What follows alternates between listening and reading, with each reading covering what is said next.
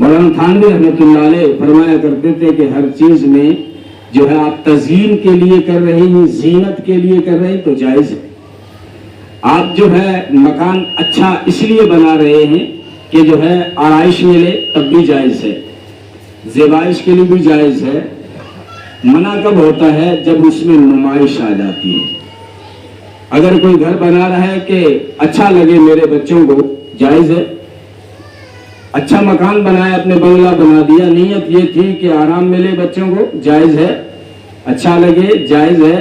بس نیت بدلی، آپ نے کہا کہ مکان بناؤں کہ لوگ مجھے مالدار کہیں، بڑی ہیلی والا کہیں، بس یہ غلط ہو گیا۔ نبی نے فرمایا نا کہ کہاں جا رہا ہے نوجوان؟ صحابہ نے جب کہا نا کاش کہ اس کی نوجوانی اور اس کا گھوڑا اللہ کے راستے میں لگتا، فرمایا وہ کہاں جا رہا ہے؟ یہ تو بتاؤ جا رہا کہاں ہے؟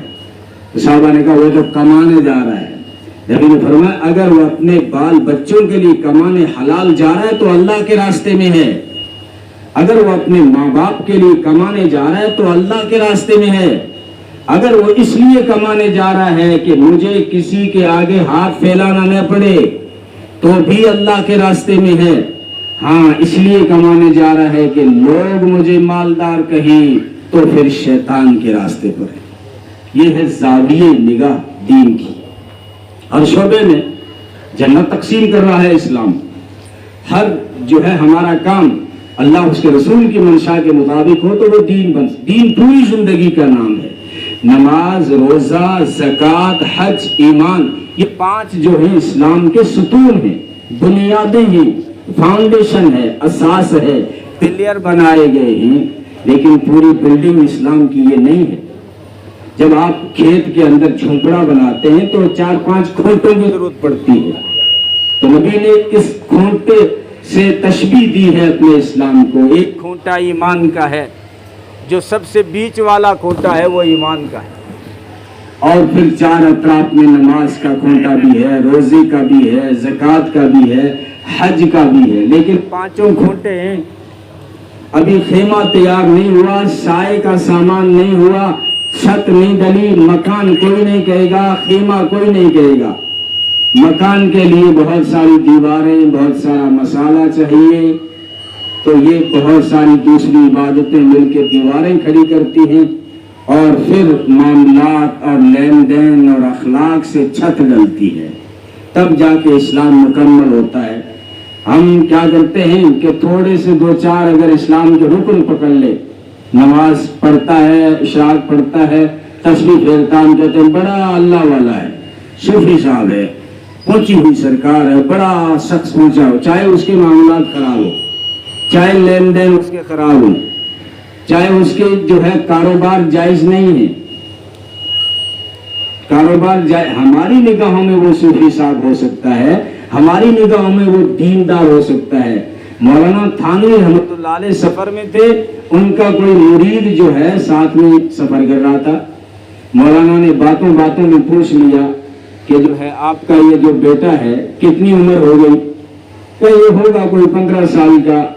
مولانا نے فرمایا ٹکٹ تم نے لے لیا بچے کا؟ کہاں جی حضرت ٹکٹ لے لیا۔ فرمایا آدھا لیا کہ پورا لیا؟ فرمایا یہ ہے تو 15 سال کا، لگتا تو 8-9 سال کا ہی ہے، میں نے اس کا آدھا ٹکٹ لیا ہے۔ فرمایا تجھے دین کی ہوا بھی نہیں لگی، تجھے دین کی ہوا بھی نہیں لگی، تیرے اگر معاملات یہ ہیں تو تو تھانوی کا مرید تو کیا، تو کسی کا پیر تو کیا بنے گا، تو صوفی صاحب تو کیا بنے گا، تجھے تو دین کی ہوا بھی نہیں لگی ہے۔ تو خیر بات کو میں سمیٹ رہا ہوں، قاری صاحب بات کریں گے، مجھے ایک جگہ جانا ہے۔ میری بات کا خلاصہ یہ ہے کہ قرآن ہم سے تقاضا کر رہا ہے کہ اللہ اور اس کے رسول کی جو منشا ہے وہ آپ جو ہے اطیعوا اللہ و اطیعوا الرسول، اللہ کی اطاعت کریں اور رسول کی اطاعت کریں۔ اور ایک جگہ وَأُولِي الْأَمْرِ مِنْكُمْ، اور جو امت میں راسخین فی العلم ہیں، جو علم میں مہارت حاصل رکھتے ہیں، آپ جو ہے ان کی بھی اطاعت کریں۔ یعنی بہت ساری چیزیں ایسی ہوتی ہیں، ہر ایک کو ہر مسئلہ معلوم نہیں ہوتا، تو راسخین فی العلم سے آپ رابطہ کریں، ان کی بھی اطاعت کریں جو ہے اس کو. بڑے بڑے امام جو آئے, بڑے بڑے صحابہ کو ہم تسلیم کرتے ہیں, ان کے بتائے ہوئے مسائل پہ چلتے ہیں. بڑے بڑے اللہ کے ولی آئے, بڑے بڑے امام آئے, تو انہوں نے جو ہمیں مسائل بتائے یہ سب اولی الامر میں آتے ہیں. قرآن کہتا ہے اطاعت کرو اللہ کی اور اس کے رسول کی, اور وَأُولِي الْأَمْرِ مِنْكُمْ. بعض لوگ کہتے ہیں نہیں, ہمیں دو ہی چیزیں چاہیے, اللہ اور رسول, بس تیسری چیز ہم نہیں لیتے. کہتے ہیں بعض لوگ کہتے تو ہیں لیکن عمل کرنے جائیں گے تو بڑا بھاری پڑے گا. ہاں, میرے سامنے دعویٰ تو کر دیں گے مول صاحب میں تو قرآن حدیث دو نہیں ماننا اور کوئی چیز تیسری کو نہیں ماننا. تو پوچھ لو بانت ہے, پڈے کو گوشت کیوں کھاؤ, بھینس کو دودھ کیوں پیو, میں تو قرآن حدیث میں کتابی کو ذکر ہی کو نہیں. کیونکہ سعودی عرب میں بھینس آج بھی نہیں ہے, پانی نہیں تھا تو بھینس کہاں سے آئے گی؟ آج بھی آئی ہے تو دوسرے ملکوں سے آئی ہے. اب یہاں سے تعویلیں شروع ہو جائیں گی, اصل میں وہ گائے کی بہن لگتی ہے, نہ گائے کے بچڑے کی خالہ لگتی ہے, اس لیے اس جیسی ہے, اس جیسا چرنا پھرنا ہے. تو کہہ رہا تھا میں قرآن حدیث دو ہی مانتا ہوں, تو 30 پاروں میں بھینس کا ذکر نہیں ہے, 10 لاکھ نبی کی حدیثوں میں بھینس کا ذکر نہیں ہے. نبی نے کسی جگہ نہیں فرمایا کہ بھینس حلال ہے کہ حرام ہے, اس کا دودھ حلال ہے کہ حرام ہے, پاٹے کا گوشت حلال ہے کہ حرام ہے. یہ کہاں سے لایا؟ خدا نہ کرے رمضان کے مہینے میں ایسے دعویٰ کرنے والی بیوی کو بخار آ جائے اور ہاسپٹل پہنچ جائے, ڈاکٹر کہے بھائی میں تو سوئی لگاؤں گا, بخار بہت تیز ہے. اب بتا مفتی صاحب انجیکشن سے روزہ ٹوٹتا کہ نہیں ٹوٹتا؟ تو دو نہیں ماننے نا, قرآن حدیث تیسری چیز نہ تو ماننے ہی کو نہیں. تو پھر انجیکشن کو ذکر قرآن میں تو ہے وہ نہیں, حدیث میں تو ہے وہ نہیں. اب کون بتاؤ گو کہ جو ہے انجیکشن سے روزہ ٹوٹتا کہ نہیں ٹوٹتا؟ اس لیے ہمارے جو بڑے آئے تھے انہوں نے بڑی عقل سے 4 چیزیں لی تھی. فرمایا کوئی بھی مسئلہ دیکھنا ہو سب سے پہلے قرآن دیکھو, قرآن میں وہ مسئلہ نہ ملے تو حدیث میں دیکھو, حدیث میں نہ ملے قرآن میں بھی نہ ملے تو پھر دیکھو کسی مسئلے پہ صحابہ جمع ہو گئے, سارے صحابہ نے اس مسئلے کو مان لیا تو تم بھی مان لو, قرآن حدیث میں ملے یا نہ ملے. اور چوتھی چیز آئیڈیا, قیاس, کہ اگر ایک چیز قرآن حدیث میں تو نہیں ہے لیکن اس جیسی کوئی چیز موجود ہو تو اس کو اس جیسی قرار دو. اسی لیے بھینس کو ہم نے گائے جیسی قرار دی اور حلال ہو گئی. اور پھر انجیکشن کہاں سے یہ بتاتے ہیں مولوی لوگ, حدیث میں ایک واقعہ ہے کہ رمضان کے مہینے میں کسی صحابی کو بچھو نے کاٹ لیا. اب بچھو کے کاٹنے سے اس کا زہر باڈی میں چڑھ گیا, یہی انجیکشن میں ہوتا ہے, تو یہی دوائی پھیلتی ہے. تو بعض اس نے خود کہا کہ میرا تو روزہ تھا, بچھو نے کاٹ لیا, زہر چڑھ گیا, روزہ ٹوٹ گیا. یہ کیس جب نبی کے دربار میں پہنچا, نبی نے فرمایا روزہ نہیں ٹوٹا. اس لیے علماء کہتے ہیں انجیکشن سے روزہ نہیں ٹوٹا. دو نہیں مانوں گا, نہیں چل پاؤ گے. دعویٰ کہنا تو آسان ہے, تکبیر سے لے کر سلام پھیرنے تک پوری نماز قرآن حدیث میں جس طرح پڑھتے ہو نہیں دکھا پاؤ گے. ہاں دعوے کرتے ہو کہ مان لو پھر کو جنت میں جاؤ گو, باقی سب جہنم میں جاؤ گا. تو ایک لو بڑا کبڈی کھیلو گو, پھر دادے کی جاگیر ہے جنت. جنت میں ہر مسلمان گو کلمہ گو جائے گا جس نے کہا لا الہ الا اللہ محمد الرسول اللہ. بریلوی ہے تب بھی جنت میں جائے گا, دیوبندی ہے تب بھی جنت میں جائے گا, اہل حدیث ہے تب بھی جنت میں جائے گا. خاموخواہ لڑا دیا مسلمان. اور یہ جو ہے چوراہوں پہ گپیں لگاتے ہیں, گپ شپیں کرتے ہیں کہ جو ہے مان لو پھر کو صحیح ہے, مان لو مولوی صحیح کہے. قرآن سب کا ایک ہے, 30 پارے موجود ہیں. ہمارے لیے بڑی جو ہے افسوس کی بات ہے, حیرت کی بات ہے کہ اگر کسی رشتہ دار کا باہر سے کوئی خط آ جائے اور وہ عربی میں ہو, جلدی سے بھاگتے ہیں, بتاؤ قاری صاحب کوئی ویزا تو نہیں آیا, دیکھو کیا لکھا ہے اس میں. لیکن اللہ کا پیغام ہمارے پاس 30 پاروں کی شکل میں موجود ہے. دنیا بھر کے مولوی بدل سکتے ہیں, بک سکتے ہیں، قرآن نہ بدلے گا، نہ بکے گا، نہ جھکے گا۔ یہ اپنے انداز میں، جس انداز میں وہ پہلی صدی میں پکارتا تھا اسی انداز میں آپ سے بات کرے گا آج بھی۔ تو ساری زمانہ بدلے، کچھ بھی بدلے، لیکن نبی کا فرمان نہیں بدلے گا اور نبی کا لایا ہوا قرآن نہیں بدلے گا۔ یہ عبارتیں ہوتی ہیں جس میں اختلاف ہو جاتا ہے، کیونکہ عربی لینگویج میں اتنی وسعت ہے کہ ایک لفظ کے کئی معنی نکلتے ہیں۔ جو لوگ عرب میں جا کے نہیں پتہ ہے، ہم عربی میں اونٹ کو اتنا ہی جانتے ہیں کہ جمل کہتے ہیں یا ابل کہتے ہیں، حالانکہ مدرسے میں پڑھا، لیکن ہم نے زیادہ تر دو ہی لفظ سنے۔ اونٹ کو عربی میں ابل کہتے ہیں یا جمل کہتے ہیں، لیکن جا کے بدو دیہاتی سے پوچھو، عرب کے کسی گاؤں میں چلے جاؤ، عربی لینگویج میں اونٹ کے لیے 100 سے بھی زیادہ لفظ ہیں۔ تو اب لفظوں میں ہوتا ہے، پھر جو ہے ایک مولوی نے کہا اس کے یہ معنی ہے، اس کے یہ معنی ہے، تیسرے نے کہا نہیں اس کے یہ معنی ہے، لیکن وہ لفظ تو نہیں بدلے گا۔ تو خیر میں کہیں اور نہ چلا جاؤں، قرآن کریم ہمیں پکار رہا ہے، اور یہ جو مسائل ہیں علماء کے، اس کو اتنا برا بھی نہ بنائی، یہ تو رحمت تھا اس امت کا اخلاف، اس کو عذاب نہ بنائی، جو ہے زحمت نہ بنائی، یہ رحمت ہے۔ صحابہ میں بھی بعض مسائل میں اختلاف تھا، میں 1 منٹ میں بات سمیٹ دوں۔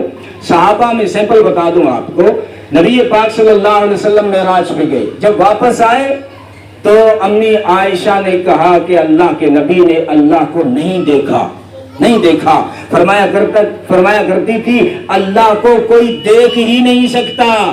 موسیٰ علیہ السلام نے ڈیمانڈ کی تھی، بے ہوش ہو گئے، معراج پہ جا کے ضرور آئے ہیں لیکن اللہ کو نہیں دیکھا۔ لیکن 99% صحابہ اس طرف گئے ہیں کہ جب دیکھا ہی نہیں تو بلایا کیوں، دیکھا ہے اس لیے تو بلایا تھا دیدار کے لیے۔ تو جمہور علماء بھی اس طرف گئے ہیں جس طرف 99% صحابہ گئے۔ اب کسی نے امی عائشہ پہ کفر کا فتویٰ نہیں لگایا، کسی نے نہیں کہا کہ تو غلط ہے، اختلاف تھا۔ اچھا دوسرے مسئلے میں چلے جائیں، وہاں حضرت عائشہ کی بات ایک طرف ہے، باقی صحابہ کی بات ایک طرف ہے۔ حضرت عبداللہ بن عمر سے روایت ہے، وہ بتاتے تھے کہ اگر میت ہو جائے، کسی کی موت ہو جائے، کسی کا انتقال ہو جائے،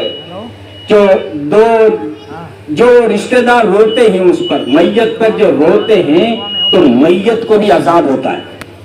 یہ حدیث سناتے تھے حضرت عبداللہ بن عمر، لیکن حضرت امی عائشہ نے سخت مخالفت کی، کہا نہیں، میت کو عذاب کیوں ہوگا، اس کا کیا قصور ہے، نہیں ہوگا عذاب، نہیں ہے دمدار یہ بات۔ صحیح بات یہ ہے کہ میت کو عذاب نہیں ہوتا، رونے والوں کو ہو جائے تو ہو جائے، میت کو عذاب نہیں ہوتا۔ پھر جمہور علماء بھی امی عائشہ کی طرف گئے ہیں، دنیا کے اکثر علماء اس طرف گئے ہیں کہ بات امی عائشہ کی یہاں پہ مضبوط ہے۔ تو ان میں بھی اختلاف تو تھا، لیکن وہ ایک دوسرے کو غلط نہیں کہتے تھے، ایک دوسرے کو اسلام کے دائرے سے خارج نہیں کہتے تھے۔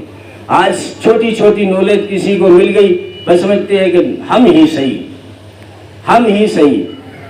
میں نے جو ہے جماعت کے ساتھی بیٹھے ہیں، یہاں برا نہ مانے، میرے سامنے کئی مقتدی تھے، ہم نے کئی جگہوں پہ امامتیں کی ہیں، ایسا ماحول تھا، ہم نے محنتیں کی، اللہ نے رزلٹ یہ دکھایا کہ آج آپ ظہر میں جاؤ گے تو 70 نمازی کم سے کم ملیں گے، اور یہ عشاء میں 2-3 صفیں ہوتی ہیں، بڑی مسجد ہے، اور مشورے کے اندر 60 آدمی بیٹھتے ہیں اور 60 کے ساتھ 4 مہینے لگے ہوئے ساتھی ہیں۔ یہ ماحول تو بنا، لیکن وہ لوگ جنہوں نے مجھ سے نمازیں سیکھی وہ کہنے لگے کہ یہ تبلیغ کو نہیں مانتا۔ کب؟ 8-10 سال کے بعد ان کے 4 مہینے لگ گئے، ان کو تقریر کرنی آ گئی، اب منبر پہ بیٹھ کے کہنے لگے مان لو جو کوئی امام ہے نا، اور تبلیغ نہ کون ماننے۔ اب مجھے اتنا درد ہوا کہ یہ کہاں پڑے ہوئے تھے، کلمہ ہی نہیں آتا تھا، نمازوں سے دور تھے، مسجد سے دور تھے۔ ہم نے دن رات جو ہے دوڑ دھوپ کر کے ان کو اس مقام پہ، پھر میں نے اپنے استاد سے فون لگایا، میں نے کہا یہ استاد جی یہ آپ کو کچھ سبق دینے کے لیے سنا رہا ہوں، میں وہ تبلیغی جماعت کا مخالف نہیں ہوں۔ میں نے استاد سے کہا یہ کیا ہو گیا، کہ انہیں تو میرا ادب و احترام کرنا چاہیے، انہیں جو ہے احسان مند ہونا چاہیے، یہ تو میرے اوپر فتوے لا رہے ہیں۔ تو کہا کہ ان کے پاس وہ برتن ہی نہیں تھا تقدیر میں جس میں علم ڈالا جاتا ہے، اگر ان کی تقدیر میں ان کے پاس برتن ہوتا جس برتن میں علم ڈالا جاتا ہے تو اللہ انہیں عالم بناتا، لیکن جب یہ اللہ کے نام پہ، اللہ کے دین کے نام پہ، اللہ کے راستے میں نکلے تو اللہ نے ایک قطرہ ڈال دیا۔ اب ظرف تھا تھوڑا، اور میرے استاد نے کہا کہ آپ اگر کپ کے اندر پوری کلٹی ڈیل دو گے تو کیا ہوگا؟ کپ اچھل پڑے گا۔ تو یہی اچھل پڑے ہی، یہ سمجھتے ہیں بس دین تو یہی ہے، دیکھو گشت کا فضائل بتاوا نا، بس وہی پورا قرآن ہے، حدیث پوری وہی ہے جو کو میں بیان کراں، باقی مولوی صاحب ایاں بیان ٹائم پاس کرے، کھانے بانے کی باتیں کرتا ہوگا، دین تو بس وہی ہے۔ یہی مرض ہے مسلمانوں، حقیقت یہ نہیں ہے، علم کا کوئی کنارہ نہیں ہے۔ تم نے 10 حدیثیں پڑھی ہیں، 10 لاکھ حدیثیں نہیں پڑھی ہیں، تم نے 2-4 آیتوں کو سنا ہے، قرآن کریم کی 6666 آیتوں کو تم نے نہیں سمجھا ہے، ان کے شان نزول کو نہیں سمجھا ہے۔ اس لیے علماء کے اوپر کیچڑ ڈالنے سے بہتر ہے کہ اپنے گریبان میں جھانکا کریں۔ آپ میں سے کسی کو نہیں کہہ رہا ہوں، پتہ نہیں کہاں سے بات آ گئی، یہ سمجھانے کے لیے کہہ رہا ہوں کہ ظرف کیا ہو گئی ان لوگوں کے۔ تو خیر جو ہے اللہ اس کے رسول کی جو منشا ہے، اور یہ وائرس ہر جگہ چلتے ہیں، بلکہ سیاسی منچ پہ لوگ استعمال کرنے لگے۔ کسی کو اگر جو ہے نیچا دکھانا ہو نا، یا کسی کو راستے سے ہٹانا ہو نا، تو کہ جماعت نہ کوئی من ہے، اے تو جو ہے تبلیغ کو مخالف ہے، او امام اپنے کام کو کونی کڈو ہی نہ دھاپ گیو، اے تو کھا کے سو جاوے اور تھے بھوکا سوتا ہوگا۔ یہ حال ہو گیا ہماری قوم کا۔ یہ سیاسی جملے دین کے اوپر نہیں۔ سیاست بھائی کسی کو کرنی ہے، جاؤ نا ایم ایل اے کا ٹکٹ لے کے آؤ، میں ووٹ دوں گا آپ کو۔ جاؤ کسی کو سیاست کرنی ہے، کھڑے ہو جاؤ پارشد میں، کرنی ہے آپ کو سیاست تو کھڑے ہو جاؤ جو ہے سرپنچ کے چناؤ میں، کھڑے ہو جاؤ آپ جو ہے ایم ایل اے کے چناؤ میں۔ دین میں کی صفوں میں بیٹھ کے، پہلی صف میں مشورے کے نام پہ بیٹھ کے، مولانا عمر صاحب پالن پوری رحمت اللہ علیہ فرمایا کرتے تھے، شیطان بڑا چالاک ہے، لوگوں کو بٹھاتا ہے مشورے کے نام پہ، اٹھاتا ہے غیبتیں کرا کے۔ آؤ مشورہ کرتے ہیں، دین کی فکریں کرتے ہیں، اور پھر کہتے ہیں وہ صحیح کو نہیں، وہ کون آوے، وہ کون جڑے۔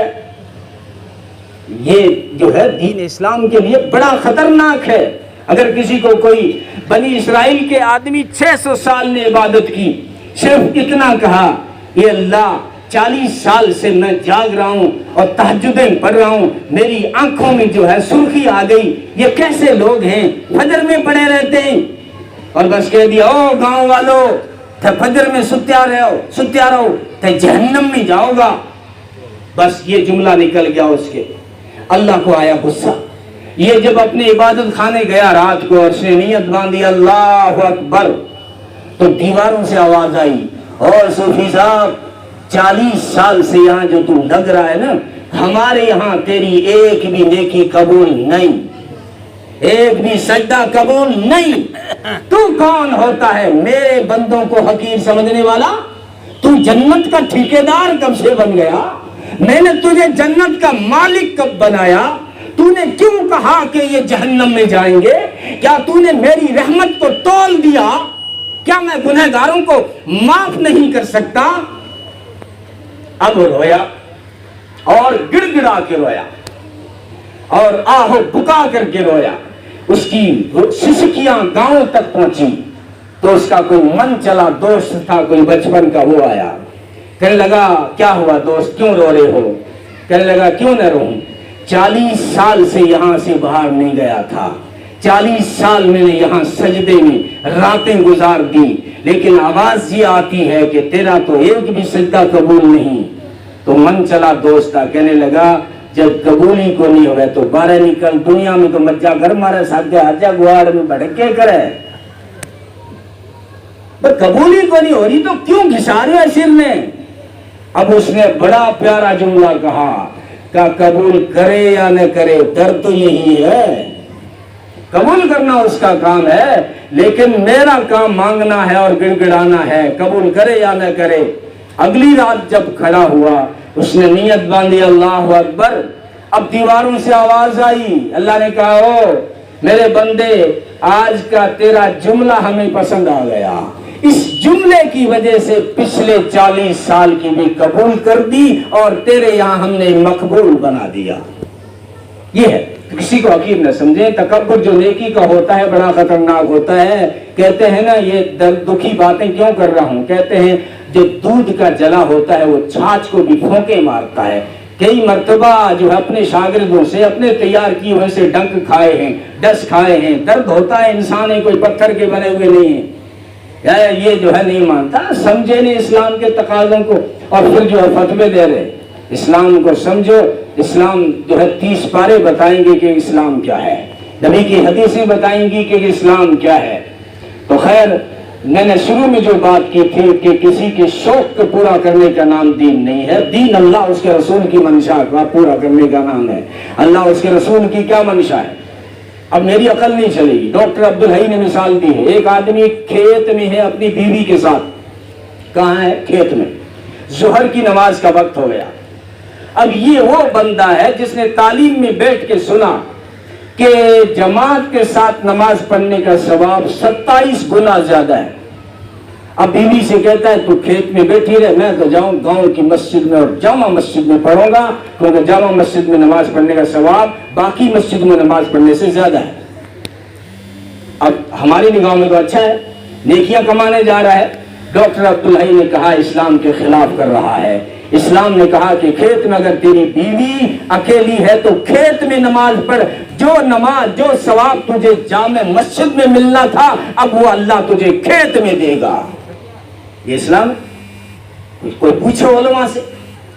بس اس مار کہاں کھائی ہمارے نوجوان جو آج بہت سارے بن گئے نا اہل حدیث. کیوں بن گئی؟ مار انہوں نے کھائی کہ حدیث میں چیز دیکھی اور اس کو مسئلہ سمجھ لیا, اس کو معنی سمجھ لیا. اس لیے میں تعلیم میں کہتا ہوں بھائی, منتخب احادیث کی حدیثیں سن کے یہاں سے مسئلہ مت نکالنا. یہ فضائل کا علم ہے, مسائل کا علم نہیں ہے. فضائل اعمال سن کر یہاں فتوے مت دینا. یہ مسائل کا علم نہیں ہے, یہ فضائل کا علم ہے. لیکن مار یہاں پڑی, کہتے حدیث میں ہے. لوگ بہت سارے نوجوان اہل حدیث میں ہے, حدیث میں نہیں ہے. ارے بھائی, ہر حدیث پہ چلنے کا حکم نہیں ہے, ہمیں سنت پہ چلنے کا حکم ہے. بڑا سوچ کے بول رہا ہوں. ہر حدیث پہ چلنے کا حکم نہیں ہے. حدیث میں یہ بھی ہے گو کھاؤ. گو جانور آ رہے کھیتوں میں, گو کھاؤ. کیوں کون کھاؤ؟ حدیث میں ہے نا. حدیث میں ہے گدا کھاؤ, تو کیوں کون کھاؤ؟ حدیث میں ہے گدا مت کھاؤ. اب کون سی مان لو گا؟ اگر تم نے ایک حدیث کو غلط بتائے تو کافر ہو جاؤ گے, کیونکہ دونوں حدیثیں صحیح ہیں. علماء سے پوچھ لینا. اسلام میں گدا حلال ہے کہ حرام؟ اگر تم نے کہا حلال ہے تو غلط کہا, اگر تم نے حرام ہے تو غلط کہا. حدیثیں صحیح ٹکرا رہی ہیں, علماء بتائیں گے. اس لیے کتا اگر پانی میں منہ ڈال دے تو حرام ہو جاتا ہے پانی. بلی ڈالے حرام نہیں ہوتا, مکروہ ہوتا ہے. گدا ڈالے نہ حرام ہوتا ہے نہ مکروہ ہوتا ہے. پھر کیا ہوتا ہے؟ مشکوک ہوتا ہے. پوچھو علماء سے یہ مشکوک کیا ہوتا ہے؟ کہ جب دوسرا پانی ہوگا تو یوز نہیں کیا جائے گا. اگر دوسرا پانی نہیں ہے تو گدھے نے جس پانی میں منہ ڈالا ہے اسی پانی سے وضو کیا جائے گا. تیمم کرو گے نماز نہیں ہوگی. یہ مسائل ہیں, یہ علماء سے آپ کو معلوم ہو. اللہ اور اس کے رسول کی منشا کو پہچاننا بہت ضروری ہے. اس لیے یہ اچھی چیز ہے, نالج کو بڑھائیں. لیکن ہر حدیث, یہ مار کھا گئے میرے بچے جو اہل حدیث کے نام پہ کہ حدیث میں یوں ہے, حدیث میں یوں ہے. حضرت عثمان کے زمانے میں یہ جمعے والی دوسری اذان شروع ہوئی ہے. حضرت عثمان کے زمانے میں کہتے ہم نہیں مانتے. حضرت عثمان کے زمانے میں شروع ہوئی ہے. کہتے 20 تراویح ہم نہیں مانتے, حضرت عمر نے شروع کی ہے. تو اتنا ہی کہتا ہوں میں, یہ جو قرآن ہے 30 پاروں والا, یہ بھی صحابہ نے جمع کیا ہے. نبی کے زمانے میں درختوں کے پتوں پر, لکڑیوں پر, پتھروں پر, بعض کھال کے ٹکڑوں پہ, بعض پتھروں پہ لکھا ہوا تھا. نہ یہ ترتیب تھی, نہ یہ پارے تھے, نہ یہ سپارے تھے, نہ یہ ترتیب تھی. تو پھر آپ اگر صحابہ کی کہی ہوئی بات کو, لائی ہوئی بات کو نہیں مانتے ہو تو بتاؤ قرآن کہاں سے لاؤ گے؟ کیونکہ یہ جو قرآن ہمارے پاس 30 پاروں والا ہے یہ حضرت عثمان کے زمانے میں جمع ہوا ہے. پھر حضرت عثمان نے اس کو نشر کیا ہے. تو اس لیے جنہوں نے 4 چیزیں لی وہ سمجھدار ہیں. فرمایا قرآن میں دیکھو, قرآن میں مسئلہ نہیں ہے تو حدیث میں دیکھو, حدیث میں نہیں ہے تو پھر صحابہ جس پہ جمع ہو گئے اس کو تم بھی مان لو. اور چوتھی چیز آئیڈیالوجی ہے کہ اگر قرآن حدیث میں تو نہیں, گلوکوز کہاں سے قرآن حدیث میں ملے گا؟ شدید بخار ہے، اب ڈاکٹر کہے گا میں تو تھیلی چڑھاؤں گا، پر میں نے روزہ رکھا ہوا ہے، تھیلی کیسے چڑھائے گا؟ اب تھیلی سے روزہ ٹوٹتا نہیں ٹوٹتا قرآن میں نہیں ملے گا، حدیث میں نہیں ملے گا، کہاں جائیں گے؟ ایک علماء بتائیں گے، ایک حدیث ہے کہ رمضان کے مہینے میں ایک صحابی کو روزے گرمیوں کے تھے اور اتنی پیاس لگی کہ بے ہوش ہو گئے، اور جب بے ہوش ہو گئے تو بے ہوشی کا اس وقت جو علاج تھا، آج بھی دیہاتوں میں ہوتا ہے، پانی چھڑکتے ہیں اس پر، تو صحابہ نے برتن بھر بھر کے اس کے اوپر پانی ڈالا اور وہ ہوش میں آ گیا۔ اب پانی جسم پہ پڑے تو پیاس بجھتی ہے، جب آپ نہانے جاتے ہو، ناسا والے کہتے ہیں یہ جن سوراخوں سے پسینہ باہر آتا ہے انہی سوراخوں سے پانی اندر جاتا ہے۔ اگر آپ کو روزہ لگے تو نہا لو، پیاس لگے روزے کی حالت میں نہا لو، آپ کی پیاس ختم ہے۔